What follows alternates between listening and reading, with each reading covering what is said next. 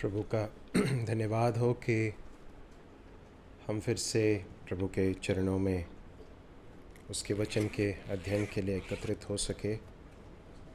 प्रभु ने पिछले दिनों मुझे भी आवश्यक अनुग्रह दिया। आप सबकी प्रार्थनाओं के लिए बहुत बहुत धन्यवाद।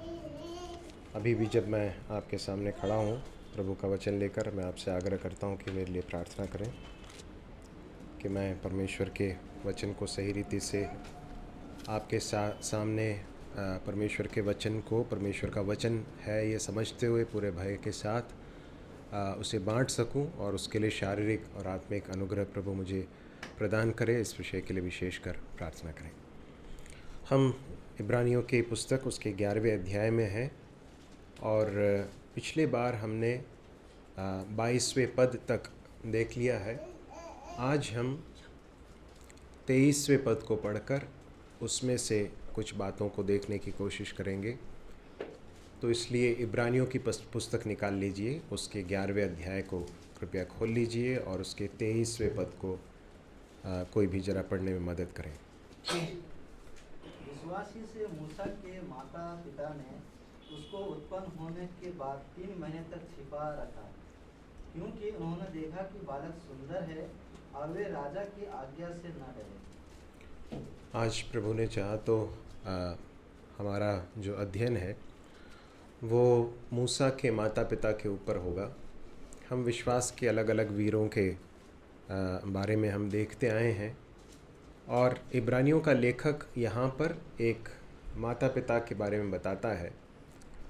और मूसा के बारे में हम सब लोग जानते हैं, मूसा ने किस तरह से परमेश्वर के लिए क्या क्या कार्य किए, किस तरह से परमेश्वर ने उसको अपनी महिमा के लिए इस्तेमाल किया, ये सब हमारे लिए काफ़ी परिचित है।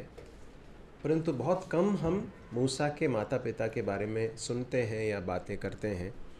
परंतु इब्रानियों के लेखक ने मूसा के माता पिता को विश्वास के वीरों की श्रेणी में रखा है।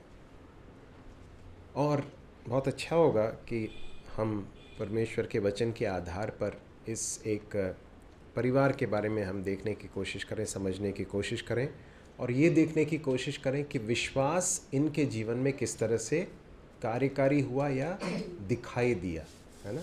आपको याद है, हम विश्वास के बारे में जब बातें करते हैं तो विश्वास है कि नहीं और वो विश्वास सच में खरा है कि नहीं, वो विश्वास सच्चा है कि नहीं, असली है कि नहीं, कैसे मालूम पड़ेगा? हमारे जीवन के निर्णयों के द्वारा, हमारे सोच विचार के द्वारा, हमारे जीवन के अलग अलग बातों में व्यावहारिक रूप से दिखाई देगा। इस बात को हम देखते आ रहे हैं। तो आज एक परिवार के बारे में हम देख रहे हैं और वो है मूसा का परिवार, जिसमें विशेषकर उसके माता पिता के बारे में इब्रानियों का लेखक कहता है कि वो विश्वास से उन्होंने अपने जीवन को जिया या उनके जीवन में विश्वास को देखकर परमेश्वर प्रसन्न हुए। हमने इसी अध्याय के 6वें पद में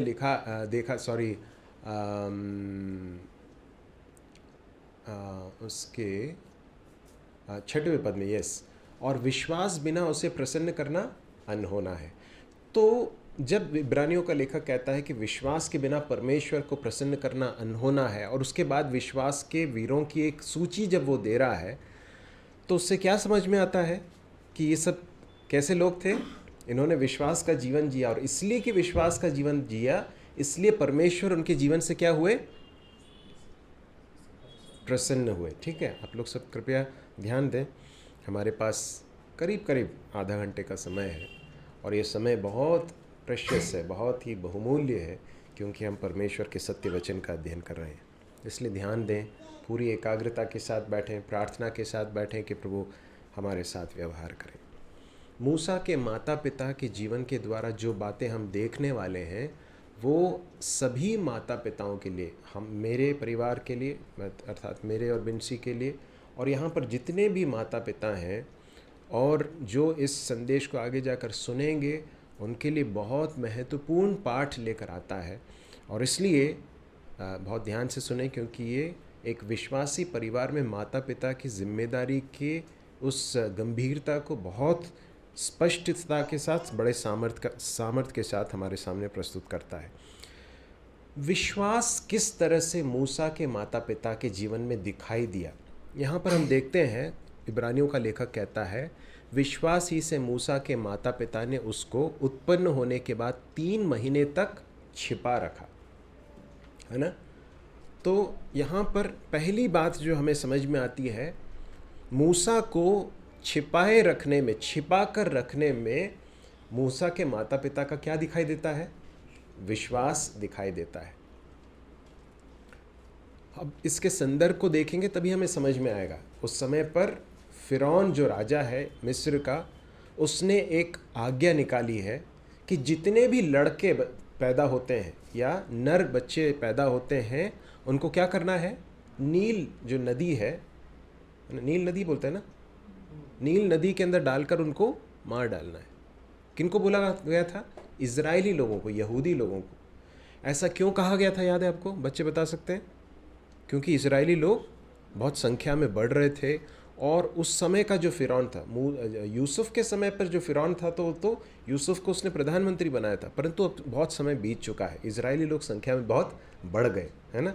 अब जो फ़िरौन है उसको लगने लगा कि ये लोग इसी तरह से तादाद में बढ़ते गए तो क्या होगा, ये हमारे लिए एक परेशानी का कारण बन सकते हैं, हम फिर यहाँ पर माइनॉरिटी बन जाएंगे, ये जो है मेजॉरिटी बन जाएंगे। तो इसलिए उसने जो है उन्हें सताना आरंभ किया और उनकी जनसंख्या पर नियंत्रण करने के लिए बहुत ही दुष्टता से भरा हुआ एक भरी हुई एक आज्ञा निकाली कि यदि लड़के पैदा होते हैं तो क्या करना, उनको मार डालना।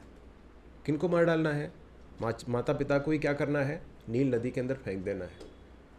अब सोच कर देखिए, किसी भी परिवार में माता पिता के जब बच्चे होते हैं, क्या एक माता पिता बहुत स्वाभाविक रूप से अपने बच्चे को मार सकते हैं क्या? ये आसान है क्या? मतलब सोच भी नहीं सकते हैं ना। हम अपने बच्चों से इतना प्रेम करते हैं, वो हमारे लिए बहुत प्रेशियस हैं, बहुत बहुमूल्य हैं। हम अपना नुकसान उठाकर भी उनकी रक्षा करने की कोशिश करते हैं, परंतु वहाँ पर ये आज्ञा दे दी गई है कि सारे जो लड़के होते हैं जो पैदा होते हैं उनको मार डालना है। उस समय पर ऐसा संभव है, लिखा नहीं है हालांकि, लेकिन ऐसा संभव है कि अनेक यहूदियों ने उस फ़िरौन के डर से ऐसा कार्य किया होगा। इसलिए कि मूसा के माता पिता ने ऐसा नहीं किया, इसलिए उस बात को स्पेशली मेंशन किया गया है। बहुत सारे लोग फ़िरौन की उस आज्ञा से डर कर क्या कर दिए होंगे, उन्होंने ऐसा कदम शायद उठाया होगा, मैं जस्ट कयास लगा रहा हूँ। परंतु मूसा के माता पिता ने उस आज्ञा से वे न डर कर, उन्होंने या फिर अपने डर के ऊपर उन्होंने क्या पाया? विजय पाकर उन्होंने उस आज्ञा का उल्लंघन किया या फिर उस आज्ञा को न मानते हुए मूसा को छिपा कर रखा, ऐसा हमें समझ में आता है। क्या इसका अर्थ ये है क्या कि मूसा के माता पिता को मन में कोई घबराहट नहीं या डर नहीं लग रहा था? क्या लगता है आपको ईमानदारी से? जी, किसी को भी लगेगा ना, बहुत स्वाभाविक रूप से। जब राजा ने आज्ञा दी है और यदि आपने राजा की आज्ञा का उल्लंघन किया तो फिर क्या होगा? फिर मृत्युदंड है उसका, और कोई उसके अलावा और कोई रास्ता नहीं है। तो बहुत डर तो लगा होगा, परंतु विश्वास, ध्यान से अब सुनिए अब इस बात को, विश्वास है, परमेश्वर पर विश्वास है, जिसके कारण वे उस डर के ऊपर विजयी हो पाए या फिर उसके ऊपर हावी हो पाए। मतलब उनका जो डर है उनके ऊपर हावी इसलिए नहीं हो पाया, उनका डर उनको इसलिए नियंत्रित नहीं कर पाया क्योंकि उनका विश्वास परमेश्वर पर था। कई बार, ध्यान से सुनिए, मनुष्यों का डर कई बार हमारे ऊपर इतना हावी हो जाता है कि हम कुछ ऐसे कदम उठाने पर मजबूर हो जाते हैं जो परमेश्वर के वचन के विरुद्ध में हो, है ना। तो मूसा के माता पिता ने ये समझा कि परमेश्वर जो है सभी के ऊपर सर्वे सर्वा है। उन्होंने ये समझा कि इस राजा के भी ऊपर नियंत्रण रखने वाला हमारा परमेश्वर है। वो हमारे बेटे मूसा को भी बचा सकता है, सुरक्षित रख सकता है और हमें भी सुरक्षित रख सकता है। ध्यान से सुनिए इस बात को। हमने इब्राहिम के बारे में देखा था, है ना, कई बार हमने पढ़ा है, और एक भाग में हमने देखा था कि ऐसा लिखा है कि उसने अपने मन में ऐसा सोचा या तर्क किया, रीजनड करके लिखा, अंग्रेजी में लिखा है रीजनड इन हिज माइंड। उसने कहा या उसने सोचा कि यदि परमेश्वर ने मुझे ये प्रतिज्ञा दी है कि इसहाक से ही तेरा वंश जो है आगे बढ़ेगा। और यदि आप परमेश्वर कह रहा है कि इसको बलिदान करना है, तो उसने अपने मन में रीज़न किया, यदि परमेश्वर ने अगर कहा है तो मैं करूँगा, और यदि ये जलकर राख भी हो जाता, उस राख से भी ये परमेश्वर मुझे वापस इसको दे सकता है या जीवित कर सकता है। उसने रीज़न किया अपने मन में। देखिए ध्यान से सुनिए मेरे भाइयों और बहनों, विश्वास जो है ना, वो उसमें एक व्यक्ति अपने आप को परमेश्वर के स्वभाव, परमेश्वर के चरित्र, परमेश्वर की सामर्थ को स्मरण दिलाता है। यहाँ पर मूसा के माता पिता को ये मालूम है कि ये बहुत भयानक एक टाइम है। देखिए छोटे छोटे बच्चे जो होते हैं ना, उनकी आवाज़ बहुत जल्दी से बाहर चली जाती है कि नहीं? रोते हैं, अक्सर रोते हैं। बड़े बच्चे जो है फिर भी इतने ठीक है, मस्ती करते होंगे, लेकिन रोने की आवाज़ ज़्यादा किनकी आती है? छोटे बच्चों की आती। इसलिए एक घर में छोटा बच्चा है कि नहीं, इस बात को पता लगाना इतना कोई मुश्किल काम नहीं होता। 3 महीने तक इन्होंने बहुत बड़ा रिस्क लिया था, बहुत बड़ा खतरा उठाया था। क्यों उठाया? क्योंकि इस बात को अपने मन में तर्क कर रहे थे कि परमेश्वर हमारा रक्षक है, परमेश्वर इस बच्चे का भी रक्षक है, परमेश्वर इसकी रक्षा कर सकता है। दूसरी बात वहाँ पर लिखा है, क्योंकि उन्होंने देखा कि बालक सुंदर है। अब यहाँ पर जो शब्द सुंदर है, उससे ऐसा हमें सतही रूप से ऐसा समझ में आ सकता है कि उनको लगा कि बाकी बच्चों से ज़्यादा आकर्षक दिखाई देता है। वो नहीं है उसका अर्थ, है ना। माता पिता के लिए अपने बच्चे जो है वो सुंदर ही होते हैं, है ना। मेरे लिए मेरे बच्चे सुंदर हैं, है ना, और आपके लिए भी आपके बच्चे सुंदर हैं। हमारे लिए बच्चे बहुत प्रेशियस होते हैं, वो सुंदर होते हैं, हमारे लिए सबसे कीमती होते हैं वो। तो इसका मतलब ये नहीं है कि वो मूसा को देखकर उनको लगा कि हाँ यार ये पहले, आप जानते हैं उसके पहले भी उनका एक बेटा हुआ था और एक बेटी भी थी, नहीं?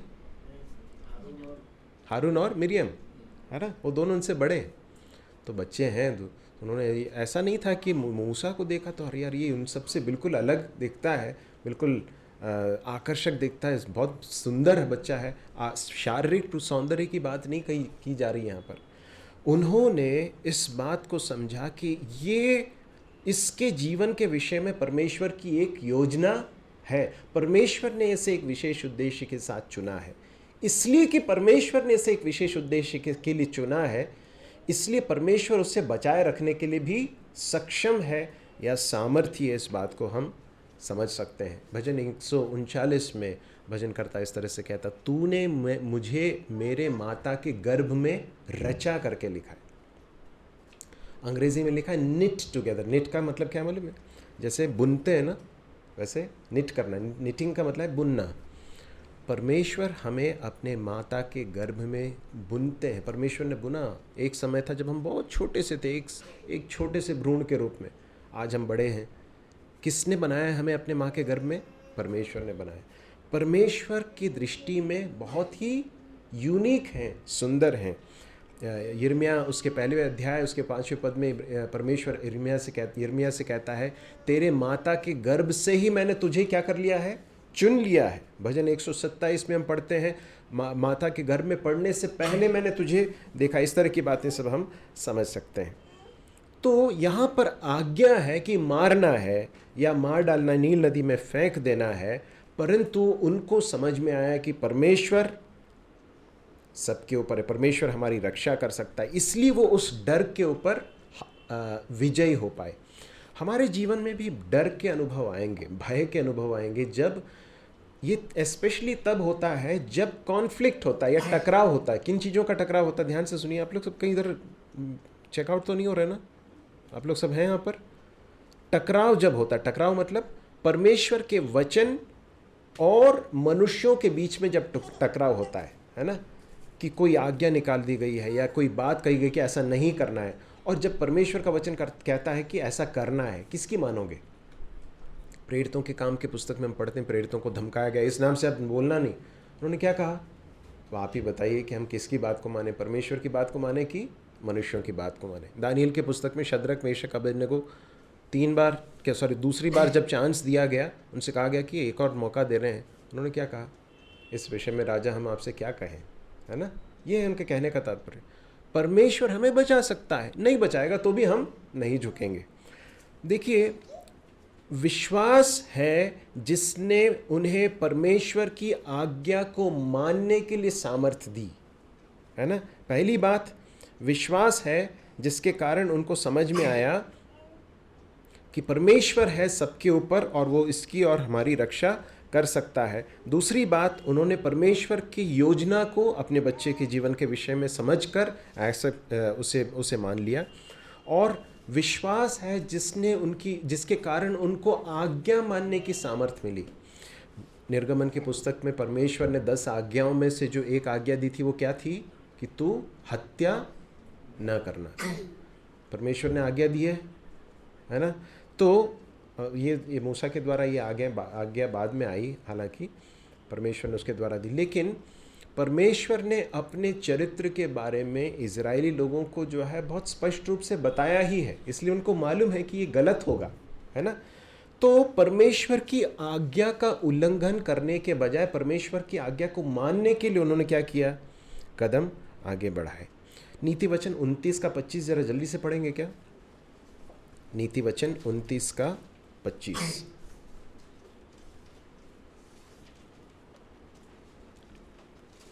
मनुष्य का भय खाना फंदा हो जाता है, परंतु जो यहोवा पर भरोसा रखता है उसका स्थान ऊंचा किया जाएगा। जी, जो ये मनुष्यों का भय मानता है उसके लिए वो क्या बन जाता है, फंदा बन जाता है ना। इसलिए कभी भी परमेश्वर से बढ़कर मनुष्यों का भय नहीं मानना। एक और ध्यान से बात सुनिए, यदि आप परमेश्वर से डरते हैं ना तो मनुष्यों से नहीं डरेंगे। अब मनुष्यों से नहीं डरने का मतलब जो है वो ये नहीं है कि आप जो है नियमों को की धज्जियाँ उड़ाते हुए जो है रिबेल करें या फिर क्या बोलते हैं उसको, विद्रोह करें, वो नहीं, उसकी बात नहीं की जा रही। परंतु जब परमेश्वर के वचन के साथ टकराव होता है, परमेश्वर के प्रति आज्ञाकारिता की बात आती है, तो मनुष्यों से डरने के बजाय यदि परमेश्वर से आप डरेंगे तो परमेश्वर आपकी सहायता करेगा, और नहीं तो वो आपके लिए फंदा बन जाएगा। इस बात को कभी हमें नहीं भूलना है। इसलिए पहली एक बहुत महत्वपूर्ण सच्चाई है जो प्रैक्टिकल एप्लीकेशन है जो हमें याद रखना है, परमेश्वर के आज्ञा को मानने से कभी भी पीछे नहीं हटना है ना। परमेश्वर की आज्ञा को के विरुद्ध कभी हमें नहीं जाना है ना, भले ही वो हमारे लिए खतरनाक दिख रहा हो। समझ रहे हैं इस बात को। मनुष्यों का से बढ़कर हमें परमेश्वर की आज्ञा को मानना ज़्यादा महत्वपूर्ण है। 27वें पद को पढ़ेंगे 11वें अध्याय के इब्रानियों 11 का 27। विश्वासी से राजा के क्रोध से न डरकर उसने मिस्र को छोड़ दिया, क्योंकि वह अनदेखे को मानो देखता हुआ डर रहा। या अब देखिए, यहाँ पर इब्रानियों का लेखक एक बहुत बड़ी सच्चाई को हमें स्मरण दिला रहा है। वो यह है कि मूसा के माता पिता ने फ़िरौन से न डरते, फ़िरौन की आज्ञा से न डरते हुए परमेश्वर का आदर किया, और इसी बात को करते हुए हम आगे जाकर किसे देखते हैं, मूसा को करते हुए देखते हैं। मेरे प्रिय भाई और बहनों, हमारे बच्चे हमें बहुत ध्यान से देख रहे हैं, है ना। और यदि आपके जीवन में विश्वास नहीं दिखाई देगा, यदि आपके जीवन में विश्वास के कदम नहीं दिखाई देंगे, तो आपके बच्चे कहाँ से देखेंगे, कहाँ से फॉलो करेंगे। इसलिए माता पिता के रूप में हमारी बहुत बड़ी जिम्मेदारी कि हम खुद विश्वास का जीवन, हम स्वयं विश्वास का जीवन जिएं और उसके लिए खतरे उठाएं। जब मूसा के माता पिता ने खतरा उठाकर, जोखिम उठाकर परमेश्वर की आज्ञा का पालन किया, आगे जाकर हम देखते हैं मूसा को भी इस कार्य को करने की हिम्मत मिली, है ना। मेरे माता पिता ने मेरे सामने जो एक आत्मिक मूल्यों को बचा कर रखने की, उनके लिए परिश्रम करने के लिए, उनके लिए मेहनत करने के लिए, उनके लिए बने रहने के लिए जो मेरे सामने जो एक उदाहरण पेश किया, उसने मेरी बड़ी मदद की है ना। और यहाँ पर और भी लोग हैं जो इस बात की गवाही दे सकते हैं। तो इसलिए आपके बच्चे आपको ध्यान से देख रहे हैं। आप किस चीज़ को ज़्यादा महत्व देते हैं। आप पारिवारिक प्रार्थना हो, आपके व्यक्तिगत ध्यान मनन की बात हो, प्रार्थना जीवन हो, पाप के साथ का आपका जो एटीट्यूड है उसको, और दूसरों के साथ आप किस तरह से बातें कर रहे हैं, हर चीज़ को बच्चे बहुत ध्यान से ऑब्जर्व करते हैं। और यदि हम विश्वास का जीवन जिएंगे तो इस बात को समझिए कि कहीं ना कहीं उनके ऊपर उसका प्रभाव हुए बिना नहीं रहेगा। दूसरी बात, अच्छा आप जानते हैं मूसा के माता पिता का नाम क्या था? बच्चे लोग बता सकते हैं पिता का नाम?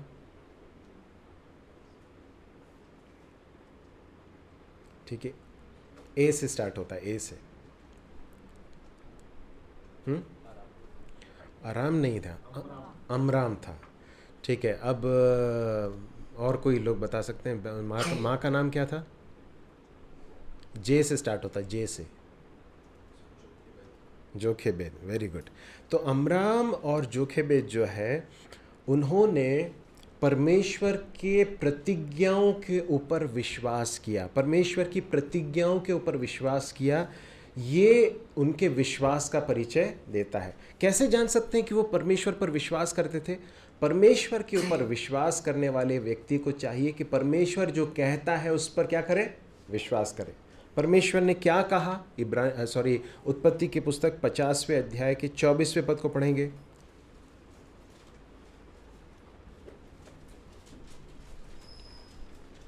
और यूसुफ ने अपने भाइयों से कहा, मैं तो मरने पर हूँ, परंतु परमेश्वर निश्चय तुम्हारी सुधि लेगा और तुम्हें इस देश से निकालकर उस देश में पहुंचा देगा जिसके देने की उसने इब्राहिम, इसहाक और याकूब से शपथ खाई। यहाँ पर हम क्या देखते हैं? परमेश्वर जो है, यूसुफ बता रहा है ना। अब यूसुफ किसकी प्रेरणा से बोल रहा है? परमेश्वर वहाँ पर परमेश्वर के द्वारा ये वचन जो है, परमेश्वर का वचन जो है यूसुफ के द्वारा बाकी जो यूसुफ के भाई लोग हैं उनको दिया जा रहा है कि परमेश्वर निश्चित रूप से तुम्हारी सुधि लेगा। अब यहाँ पर तुम आए हो, कहाँ पर आए हो? मिस्र देश में आए हो। यहाँ पर तुम परमानेंट ड्वेलर्स नहीं हो। ये तुम्हारे लिए सिर्फ एक टेम्पररी अरेंजमेंट है। गोशेन देश में यूसुफ के नेतृत्व में सबसे उत्तम देश दिया गया, बहुत बढ़िया है, यहाँ पर से तुम तादाद में बढ़ जाओगे, लेकिन ये स्थान नहीं है तुम्हारे लिए। परमेश्वर तुम्हारी सुधि लेगा और क्या होगा? यहाँ से तुम्हें लेकर जाएगा। कहाँ लेकर जाएगा? जहाँ से आए थे। याकूब और उसके बाकी यूसुफ के भाई लोग कहाँ से आए थे? कहाँ से आए थे? कनान देश से आए थे ना। और परमेश्वर ने इजराइलियों को कौन सा स्थान की प्रतिज्ञा की है? कनान की प्रतिज्ञा की है। अब उत्पत्ति के, अब निकालने के लिए समय नहीं, उत्पत्ति की पुस्तक 15वें अध्याय में परमेश्वर अब्राहम से कहता है कि तेरे द्वारा जो वंश होगा वो बहुत बड़ा वंश होगा। और उसके बाद फिर परमेश्वर इस बात को भी कहता है कि एक दूसरे देश में जाकर वो गुलाम होंगे, उनकी सेवा करेंगे, परंतु मैं उन्हें वहाँ से बाहर निकाल लेकर आऊँगा। तो अब्राहम से कहा। अब यूसुफ के द्वारा परमेश्वर फिर से उस बात को स्मरण दिला रहा है कि यहाँ से निकाल कर लेकर जाएगा। अब मूसा के माता पिता के अलावा और बहुत सारे परिवार वहाँ पर हैं जिनको ये बात मालूम है। कौन सी बात मालूम है? कि परमेश्वर ने इस बात को कहा है कि मैं तुम्हें यहाँ से लेकर जाऊँगा। कितनों ने विश्वास किया नहीं मालूम। मूसा के माता पिता ने विश्वास किया, इस बात को समझ में आता है। क्यों? क्योंकि उन्हें समझ में आया कि परमेश्वर इस कार्य को निश्चित रूप से, परमेश्वर ने कहा है तो परमेश्वर करेगा।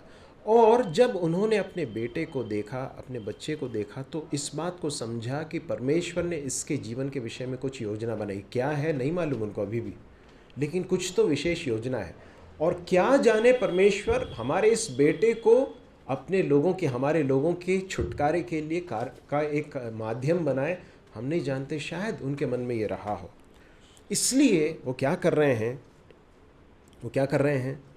परमेश्वर के प्रतिज्ञाओं पर विश्वास कर रहे हैं। मेरे प्रिय भाइयों और बहनों, यदि हम विश्वास करते हैं परमेश्वर के ऊपर, तो परमेश्वर के वचन के ऊपर भी उतना ही विश्वास होना चाहिए। परमेश्वर के वचन को सीरियसली लेने वाले लोग होने चाहिए। तीसरी बात जो हमें समझ में आती है वो यह है, उन्होंने एक बोट नहीं बोले, क्या बास्केट बनाया ना, एक क्या बोलते हैं उसको, टोकरी जैसी बनाई।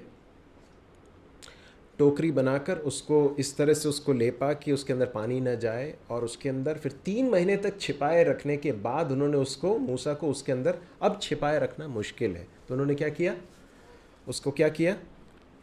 उस टोकरी के अंदर लिटाकर उसे नील नदी के उसके एक किनारे के पोर्शन में जाकर उन्होंने छोड़ दिया।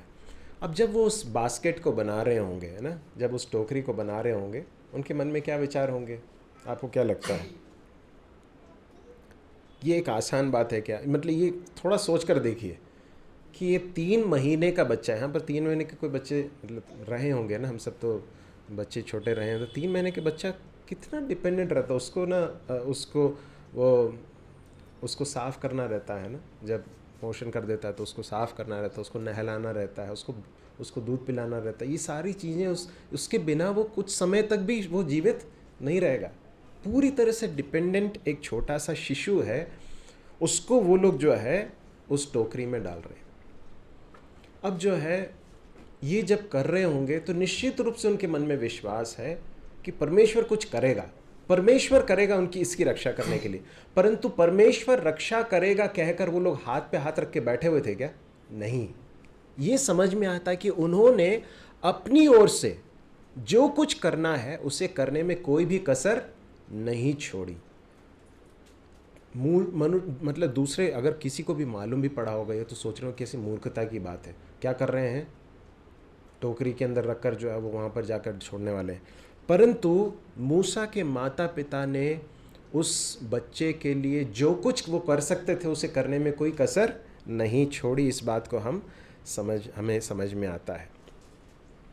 मेरे प्रिय भाई और बहनों, कई बार हम जब अपने जीवन में समस्याओं के बड़े अंबार को देखते हैं, ध्यान से सुनिए इस बात को, समस्याओं के बड़े अंबार को जब देखते हैं तो कई बार हम कोशिश करना भी छोड़ देते हैं। आप लोग हैं साथ में, यहीं पर हैं? कोशिश करना छोड़ देते हैं, प्रयास करना छोड़ देते हैं। क्यों? अरे ये तो बहुत मुश्किल लग रहा है, इसलिए हम कोशिश भी नहीं करते।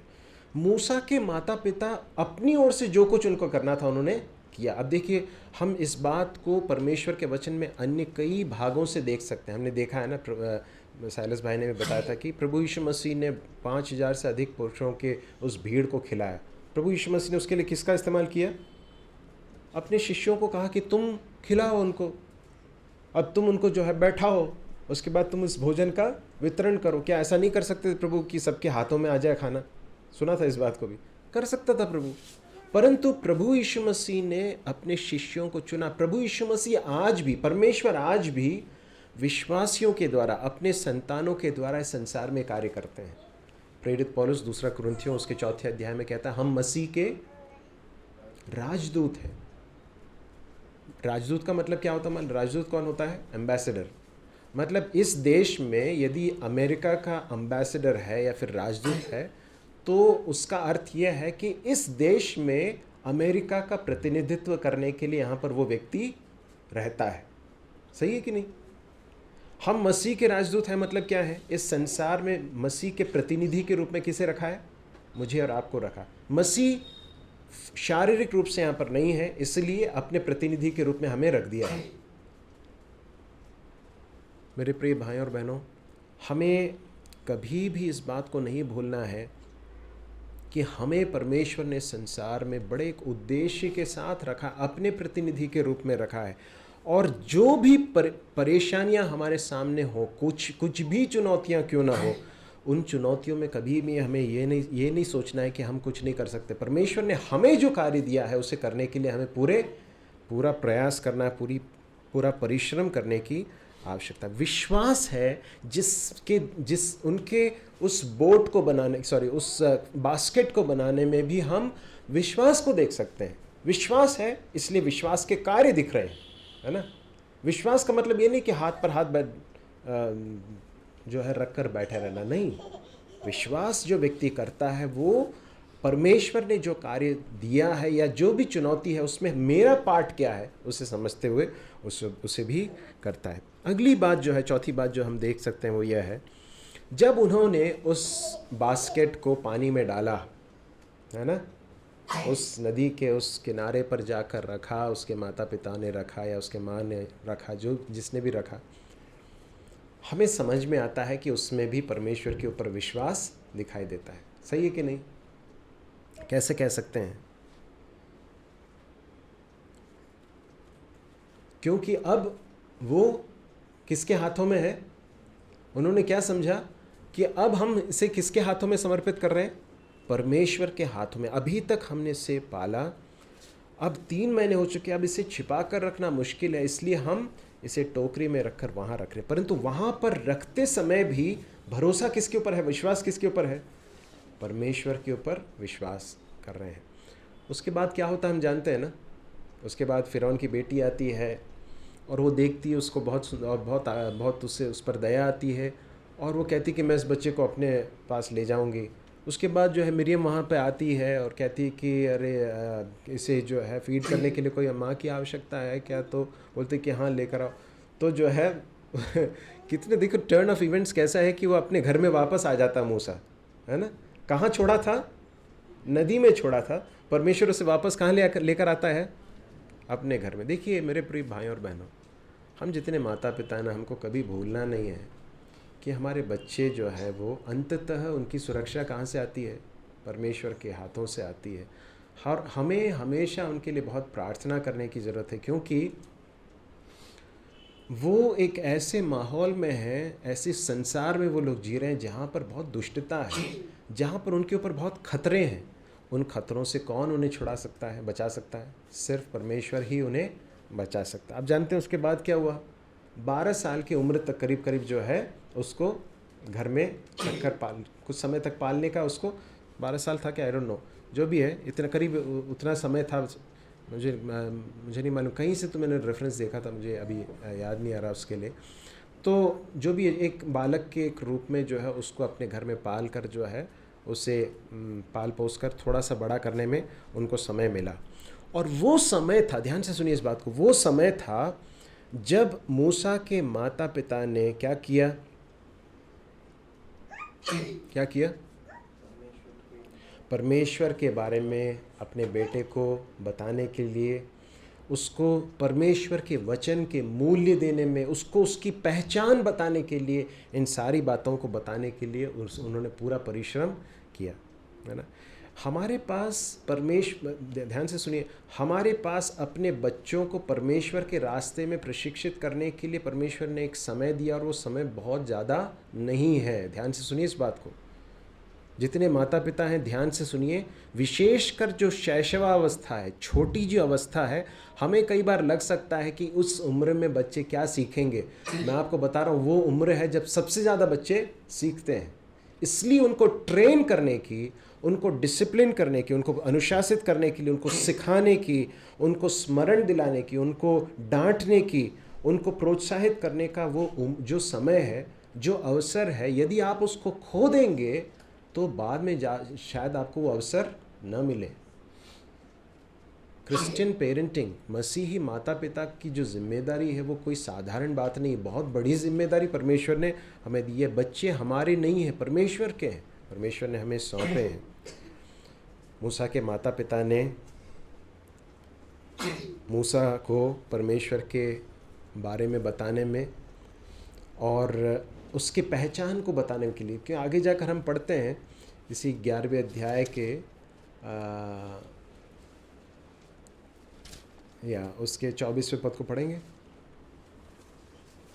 विश्वास ही से मूसा ने सयाना होकर फिरौन की बेटी का पुत्र कहलाने से इनकार किया। सयाना होने पर, है ना, उसको एक प्रशिक्षण दिया गया, उसको सिखाया गया। उसके बाद वो वापस महल में चला गया। महल में जाने के बाद कुछ समय के बाद जब वो सयाना हुआ, उसके बाद वो आया, उसने बाहर सब जाके घूमना सब स्टार्ट किया। तब उसने देखा कि कुछ लोग हैं इस देश में जो बहुत बुरी तरह से, जिनका शोषण होता है, वो बिल्कुल गुलामों की तरह, उनके पास कुछ है नहीं, लेकिन उसको ये समझ में आया कि ये हैं मेरे लोग जिनके साथ मुझे आइडेंटिफाई करना है। ये कहाँ से समझ में आया? ये किसने उसको बताया था? निश्चित रूप से उसके माता पिता ने उसको बताया होगा। ये जो समय है हमारे पास बहुत सीमित है मेरे प्रिय भाई और बहनों, इसलिए माता पिताओं, कभी भी हम अपने जिम्मेदारी को कम होकर ना देखें, हल्के से ना ले, इसको कैजुअली ना ले। और सब कुछ करने के बाद, ध्यान से सुनिए इस बात को, हमारे एक माता पिता होने के जिम्मेदारी को विश्वास योग्यता के साथ करने के बावजूद भी ये हमारे करने से मात्र नहीं होता है। कैसे होता मालूम है? परमेश्वर है जो उनकी रक्षा करता है। कितने ही बार मैं अपने जीवन को जब देखता हूँ, गलत रास्तों में जाने ही वाला था, परमेश्वर ने किसी तरह से मुझे उसमें से खींच कर बाहर निकाल दिया। क्यों हुआ आप जानते हैं? क्योंकि घर में माता पिता रोकर आंसुओं के साथ प्रार्थना करते थे। शायद मैं नहीं देख पाता था उस समय पर, परंतु वो लोग प्रार्थना करते थे। मैं आपको बता रहा हूँ, आप यदि अपने बच्चों के लिए आंसू बहाकर परमेश्वर के सामने अगर रोकर प्रार्थना नहीं करेंगे तो ये संसार बहुत बुरी अवस्था में है और वो भटकने के लिए ज़्यादा समय नहीं लगा। मैं जब कह रहा हूँ तो मैं अपने बच्चों के लिए भी आपसे प्रार्थना चाहता हूँ, है ना, क्योंकि अंततः परमेश्वर की सुरक्षा हमारे बच्चों को चाहिए। बहुत बहुत ज़रूरी है कि वे परमेश्वर के अनुग्रह में बंधे रहे। तो परमेश्वर के हाथों में उन्होंने सौंपा। जितना समय मिला इन्फ्लुएंस करने के लिए, वचन सिखाने के लिए, उसको उसकी पहचान बताने के लिए। पाप जो है वो थोड़े समय का सुख देता है बेटा, लेकिन उसके बाद जीवन बर्बादी का हो जाएगा। ये सब मूसा को किसने सिखाया? माता पिता ने सिखाया। और इसलिए आगे जाकर हम पढ़ते हैं, पाप में 25वां पद, पाप में थोड़े दिन के सुख भोगने से परमेश्वर के लोगों के साथ दुख भोगना अधिक उत्तम समझा। हम अपने रोल को, अपनी भूमिका को कभी भी हल्के से ना लें। पेरेंटिंग फुल टाइम वर्क है ना, और मसीह माता पिता के रूप में हमारी जिम्मेदारी बहुत बड़ी है, बहुत चैलेंजिंग है, लेकिन परमेश्वर के अनुग्रह से हम कर सकते हैं। परमेश्वर के अनुग्रह के ऊपर भरोसा करके ही हम कर सकते हैं। मूसा के माता पिता को इस बात का पूरा अंदेशा था। ध्यान से सुनिए, हम अपने बच्चों को अपने साथ रखते हैं। सौम्या जो है ग्रेजुएशन तक यहाँ पर थी, हम उसके लिए बहुत धन्यवाद देते हैं परमेश्वर का, क्योंकि वो भी एक ऐसा बहुत नाजुक समय, अभी भी ऐसा नहीं है कि नहीं है नाजुक समय, परंतु वो कम से कम, है ना, हमारी हृदय की इच्छा थी कि कम से कम ग्रेजुएशन तक जो है हमारे साथ रहे। हम तो साथ में रखने के बाद भी चैलेंजेस फेस करते हैं ना। मूसा के माता पिता को मालूम है कि कुछ समय के बाद कहाँ भेजना है, फिरौन के राजमहल में भेजना है, और वो जानते हैं कि वहाँ जाएगा तो किस तरह की चीज़ें वहाँ पर होने वाली हैं।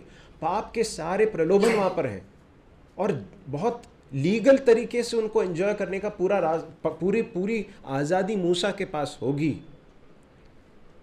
और वो अपनी पहचान भूल सकता है ना। वो उस ऐशो आराम और जो मज़े की ज़िंदगी है उसमें उस बात को भूल सकता है कि मैं कौन हूँ, परंतु इस बात को समझते हुए कि वो किस माहौल में जाने वाला है, मूसा के माता पिता ने शायद और भी अधिक परिश्रम किया होगा, है ना।